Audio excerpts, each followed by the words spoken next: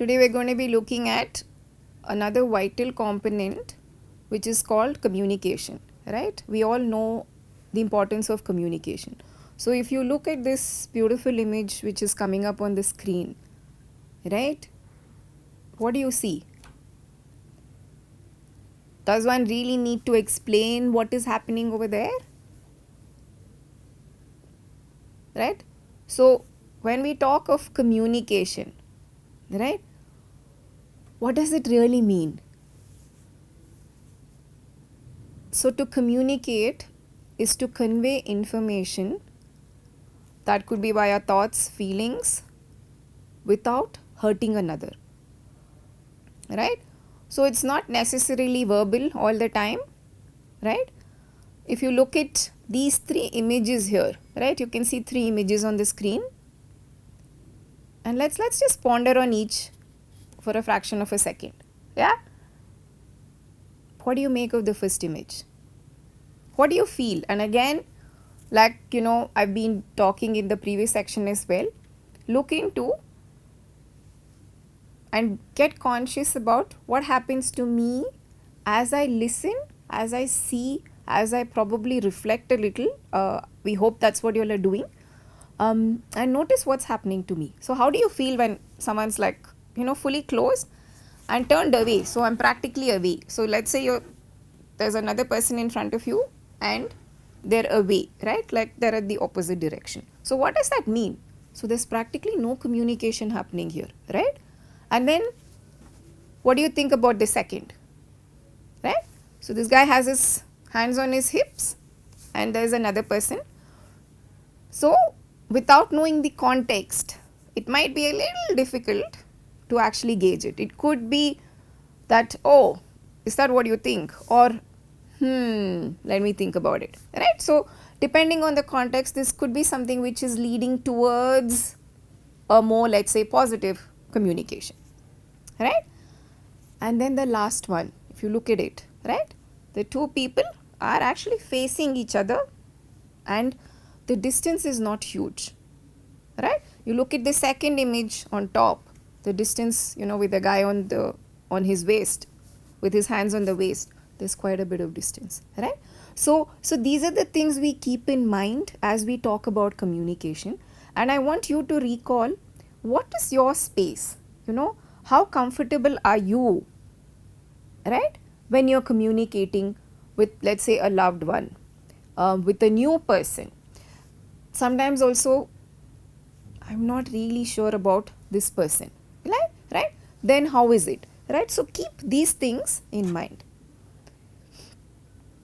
Now when we talk about communication, right, so most often we think, oh, I'm communicating means I am talking. But is talking really the only way? Is it only verbal, right?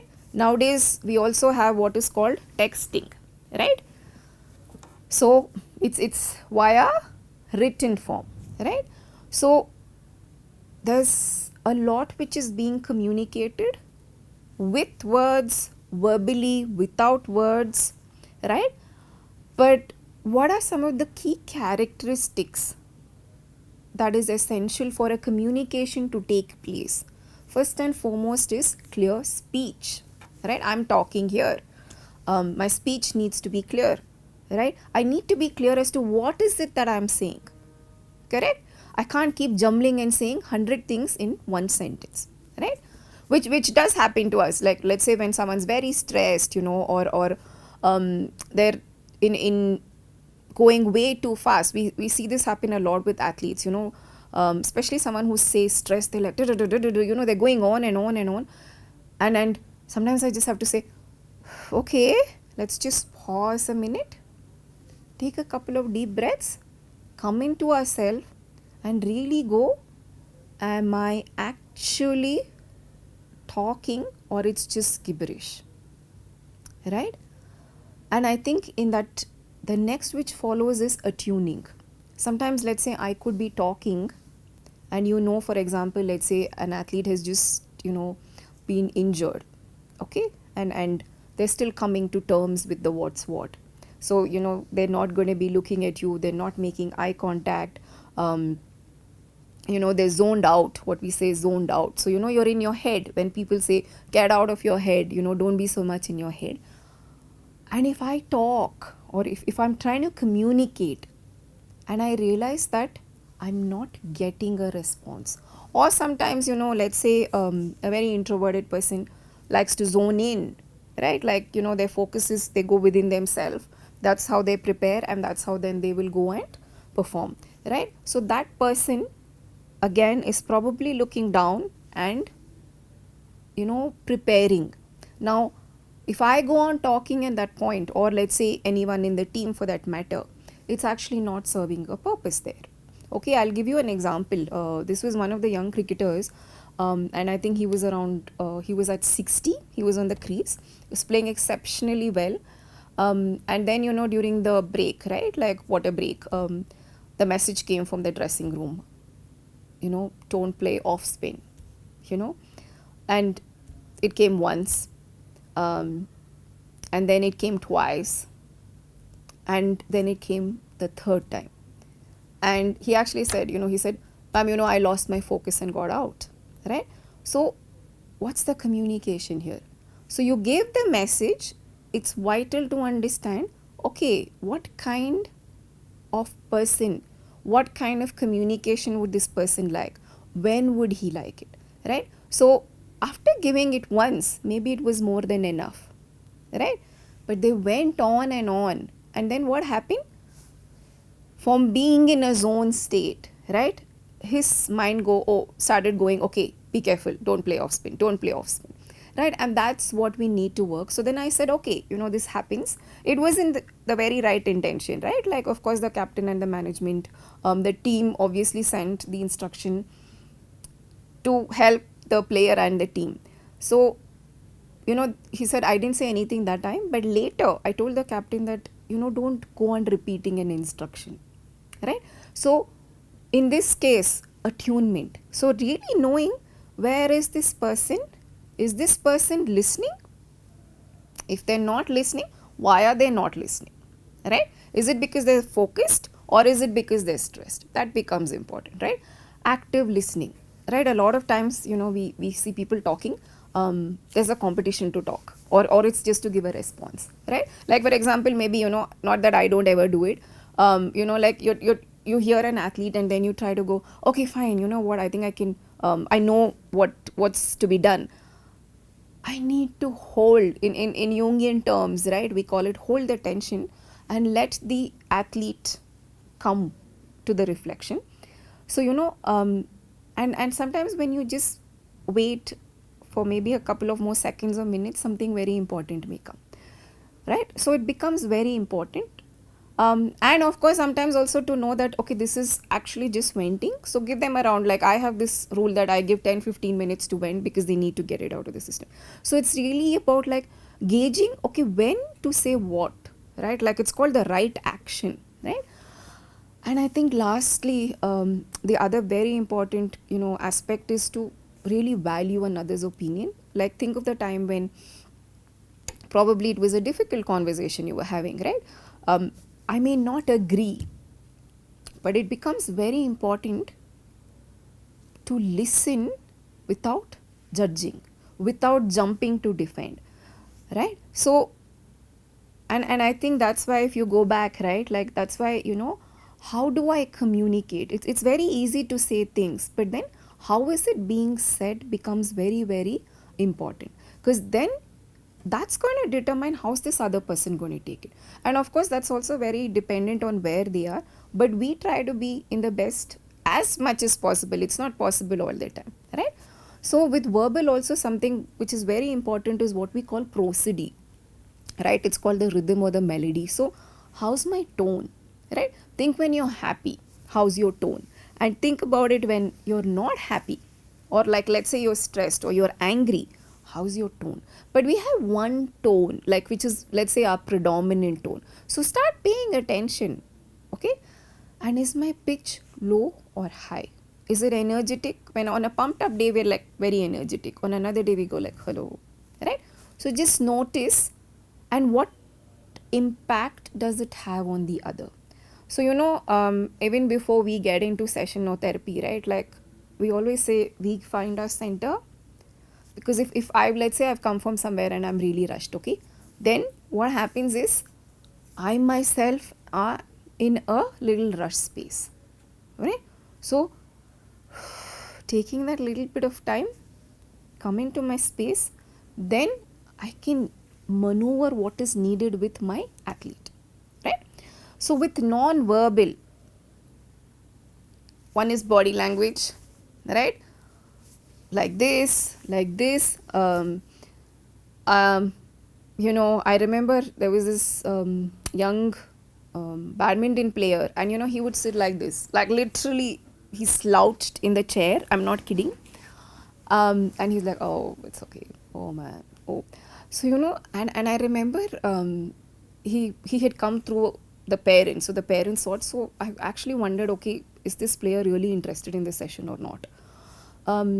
And then we realized that what we call the arousal level, right? His arousal, so was a little on the lower side, as in like it would take time to come up, right? So I need to hold that, okay, this guy is a little like this, but that may not mean he's not interested. But that was also a very important cue, because what actually happened was he would take time to come back even into the match, right? So when he's one down, he would get charged up or he would get pumped up, right? So we had to work a strategy where we went, okay, you're already one down, so that he gets in sooner, right? Facial expression, we all know that, right? Let's go to this, right? We can see what is the expression of the people, the gentleman here, right? Eye contact, very, very, very vital. Is someone just like this, someone seeing you, someone nodding, that's your expressions, smiling, whining, height, right? And also objects use, like I can very playfully let's say pick up this, or I can go, and I'm really angry, I'm going to do this, or I'm going to do this, right? So what are the objects used? So everything is really communicating something or the other, right? I want to bring in this example of this young golfer to explain the need to understand what is the need that is being communicated, right? So this was a young girl, and from a winning position, she would go on to lose, right? And the coach made one very interesting comment. He said, she does not like attention, Chaitanya. And in that same, he also mentioned that, she's had a tough childhood. Or I don't know if it was the same day or the same context. I guess I tied it together. And then, very introverted girl, and was difficult to like get things out, but she wanted someone to connect to, right? So when we looked into it, right, and this was a very young girl, so also you kind of know, like, okay, how much do you actually go into a depth session, like can this child actually handle it, or this teenager actually handle it? So when we went down, right, what we actually got to know was that she would get pulled up by one of the parent and beaten up, so physical abuse, right? Like and this happened a lot. So for this young child, right, attention meant being pulled up and punished, right? And now no amount of cognitive talking is going to shift that for you, right? So we need to really work, with how do I work with this inner child, what we call, and the little older adult or teenager, and shift, right? So there was a negative pattern, and then we had to bring in a more positive pattern over there, right? Like we need her to start getting accustomed to it, right? So it did take a bit of time. She was extremely cooperative. The mother was extremely, supportive as well. And also the coach, I have to mention, because, the coach, I told him that, if you could maybe be a little more, I know there's a lot on your plate, but like, a little more supportive, and give her that um, support and that little attention in the right way, a little more than you'd probably give the other players, just for some time, so that she starts seeing that, right? So then she started actually, once we worked, of course, in the sessions, we worked with that aspect, and the coach was working in training, and then she started performing, and now she's doing really well. So why did I bring in this example here, right? Because it's not just about you can do it, it's really about understanding what's my athlete telling me here, right? When you would speak to her, she would go, I just don't know, I was doing perfectly well, and then I don't know what happened. Remember when we were talking of the zone and flow state? I don't know. So the I don't know, right, for us is that's the part we need to know, we need to get to know. Okay, so, and here, I had the support and some feedback from the coach, which became very paramount, right? If not, we don't necessarily go into what's, happening in the background or what is happening. And I think that's where, when you kind of know that, okay, repeatedly, like after, you've done some work and you know that, okay, there's really no impact, then you need to see, okay, where is this coming from? Is this something deeper, and how do I handle it? So I thought this was a very good example to explain what's the need being communicated. Right? Now, why is communication important in sport? Right? I'll give you this example, and which will help us tie up to this entire section on the importance. Um, it was one of the national teams, and it was a mega event, like the Asian Games and Olympics, and there were fractions, and there were two of the key players, senior players, who were at loggerheads. So so the team was also divided, and it was a very new coach, also from a very different culture. So there was just so much which was happening, but the thing was, the coach was open, and what we decided was, let's mingle the players, at least in training, when we're doing sessions, like when we're having fun activities, because when people come together, right, something starts opening, right? Of course, it's important to also sit them down and have what we call the tough, talks. Also, what's important is, how do we bring them together, because we had to bring them together for the team to perform. Now, let's take, for example, hypothetically, if the coach hadn't done this and we just sat them down, it may work, it may not work, right? Like, because I don't think consciously anyone doesn't want to perform, right? But they've been at loggerheads, so just sitting them down may or may not work. But when you involve them in fun, in play, in games, in situation, divide up the groups together, then they slowly start coming together. So here, that is where effective communication really is essential to build trust among the players, the coach, and support staff. Because if you don't have that, it's very difficult to go and play, right? You'll play, but then in tough situations, who do I look at, who can I support, what's that one word, that which is going to help another player? These are all things, right, like which comes together when the team is really bonded, right? And when does that happen? When we provide that environment, players feel seen, they feel held, they feel supported, safe, that okay, just because there's a difference, we're not going to get dropped, right? And that's what aids team cohesion. And you want to go really, for the team. Remember the movie Chak De? I think it's one of the brilliant examples, right? Like, and that was, as far as my knowledge goes, it was with one of the hockey teams. I mean, of course, some chunks over there was added for the sake of the movie. But there was this one incident which was cut, which I want to bring, which was, the girl, I forget her name, one of the key players over there, Gul, right? So, and then I think she had her family name, and the parent would keep saying, it's make the family proud, you should score, why didn't you score? And there's this conversation before, I think, one of the key matches, that, listen, we won, I'm also part of the team. And the coach then gives the t-shirt with her name, so he says, why do you have another name when you're called Gul? And then he gives her that, and it's her choice, do you want to wear this what resonates with you? And then she goes on and she really performs. And then, in the ending scene, she tells her parent that please don't do comparison. Let them live their life, like for the younger ones. So, what did the coach do here? Really tap into what was the need of this individual, to allow her to breathe, allow her to be herself and go out and perform, than having that you should score, you should make the family proud. And, all these are restrictive, right? So, but it was also important for the coach to understand, and that's where getting to know your players really, really become helpful.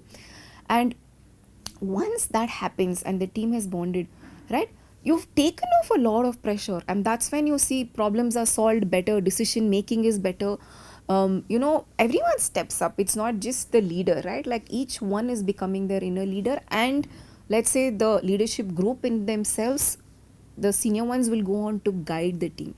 So that is where you see coaches, management, everyone speaking about how a positive team environment is extremely important to build performance, right?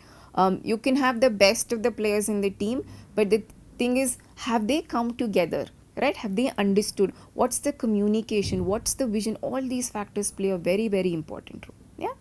And of course, constructive criticism, I call it the sandwich approach.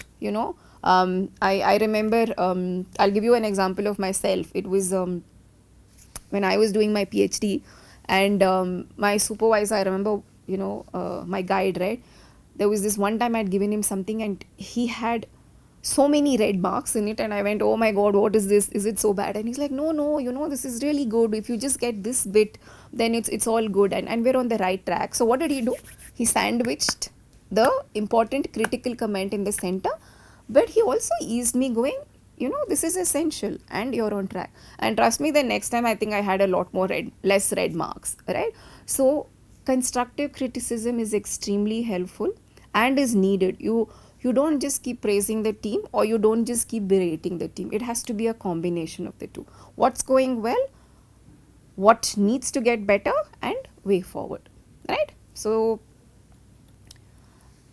and I always tell, what's the message and request being asked over here, especially in stress? There was this advertisement, I wonder how many of you will remember. A couple of young cricket boys are in the car, and they're actually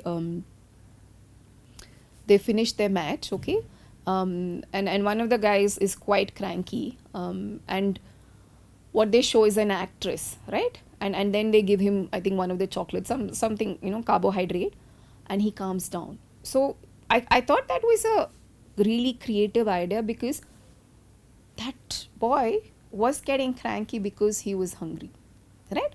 And it is true, right? To understand what's the message, right? So I thought I'd begin with that. And so when I see an athlete go, the minute they meet me, this is happening, what is my athlete saying? Oh my god, I'm stressed, please calm me down, right?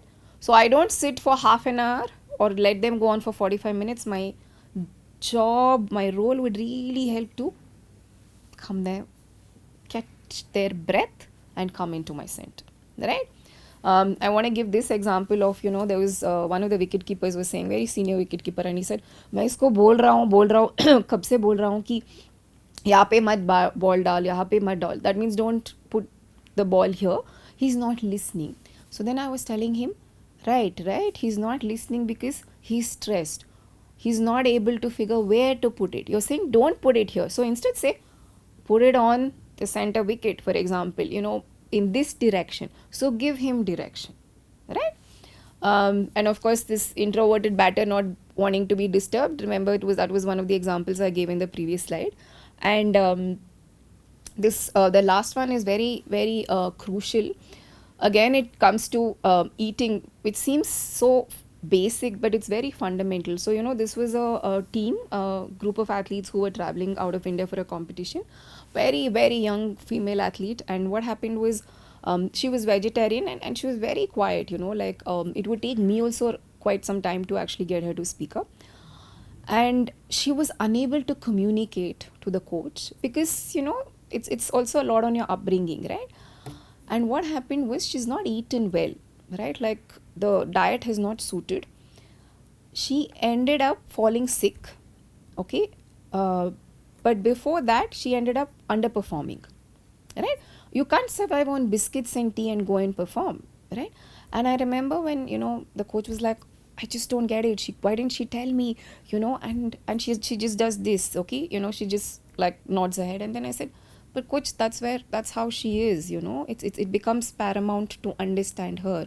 And this was a coach from a totally different culture, and that's where it becomes, what was my athlete communicating here? And when I know that maybe if she doesn't talk to me, is there someone else in the group who could have communicated, who could have given the message? So these things, right, become very, very important, because we think of the vision, we think of the height, we think of like the outcome, but remember, it's that journey where everything has to come together. And that's why communication is just so paramount, right? Now, how do we build effective communication, right? So before we build communication, right, we need to ask, what is it that I have communicated, I have established, be it with my team, be it at home, what are my expectations, right? So like, especially now we're talking of sport here, so you're talking of your athlete, you're talking of also your team, right? And if the expectations are not clear, right, we've not said what is the boundary, then you can't blame the team, right? So you lead by example. I'm the coach, for example, or let's say I'm the psychologist. What is it that I require, right? What is it that I'm okay with? What am I trying to build? I'll give an example. So it was a very young cricketer, very, very nice, but he would use a lot of the F words, and like it would be like in a sentence there would be 5. So after a while, I literally had to go. I said, listen, this could be how you are, but please, this is not acceptable here. So I had to set the boundary. Also, how do I communicate what I'm communicating? And also, it's not just like, listen, this is what I want, right? But we say, for something to build, for us to build a relationship, for us to come together and perform, for me to support you, it has to be beyond me and it has to come to a we, right? So the channels, even if let's say someone's, let's say, bunk practice, or really messed up a match, it's understandable for the coach to be angry, but then the channels are open. Maybe after a point of time I can go and talk. So it has to be open and safe. And like I said, the sandwich approach, constructive feedback is essential, and also knowing who takes how much, right? Like sometimes, someone, let's say after a not so good performance, is very, very emotional. The coach or the team then goes, this is not probably the right time, wait till this person has calmed down and then I bring it up, right? And something that we do in sessions is also like, role play. You use fun, you use puzzles, you use quizzes, and look at how will I handle tough situations. That becomes very important, because it is, remember, we're the team, and in sport you're on a pressure cooker. So how do we find ways to bond, to innovate, to play, and bring in, empathy for the team to bond, and our communication to get effective, right? That's very, very important. So one of the things that I do, I like working with age group, because I think that that's where you can really sow the seed. And whether it's age group or a very elite senior team, something that I do is, open it up with maybe a little reflection, a little fun. It could be a video, it could be get a little movement. You've opened, you freed, they're awake, they're curious, and then put in your message. Yesterday I was giving an interview with one of the sports psychs who's just coming into the profession, and so he was asking me, so what do you do, how do you do, when do you have the session? So I was saying, listen, it's really about gauging the team, the temperament, where are they, how are they, and then going like, how much can I give? Like, you might have prepared brilliantly, but if your team is tired, right? And I remember, like, there was a group of us who went, and this was a cycling team, and it was just before, like, it was the group was, training was in high load. And I remember, like, thankfully it was assessment, okay, and we had to do the assessment, and like there were a group of us, and one of my colleagues was also struggling a little bit with Hindi, and these guys are so tired, right? So you might be brilliant, but you have to realize, okay, jaldi karo, get this, and then when they're relaxed, then you also have to gauge with, okay, let's finish this how much we can to the best, and then let's schedule a session at another point. So it's really about the field gauging, because if not, there's really no communication there. They might be polite, they might really want to listen, but the body is giving you another cue, right? We'll talk about the body in another section, right? The cues that the body is giving. So I finally want to bring this section to a close by asking you, what's your communication style? Have you reflected on your communication pattern? And I think one of the best ways would be to really recall a challenging discussion you've had, but it was effective, right? So what was my tone? What was my intent? How did I communicate? Put that down on paper, right? And then look into another discussion which was probably very heavy and didn't go anywhere. So what probably happened there? It's not necessarily our mistake all the time, right? But then what did I learn from it? And also, what did I bring in? Was I open? Was I curious to the other, or was I defensive? Did I needed to get the job done? I was in a rush. What was happening, right? So, and look at the difference between the two. And going forward, it's like, what are some of the action points I can put in to become an effective communicator, right? And I want to this is improv. Remember improv theater? So I use a little bit of it when just to open up the sessions. And there's this philosophy called yes and. So let's say I tell you something, and we're having a discussion, and then you say something I'm probably not so okay. But if I just pause and go, yes, and it could also be this, right? So your defenses haven't come up. But instead, if I say, no, but, right? Then what happens? You're there, I'm here. And then we're talking to each other's worlds. So, the philosophy that is told here is, go, yes, so I hear you, right? And what?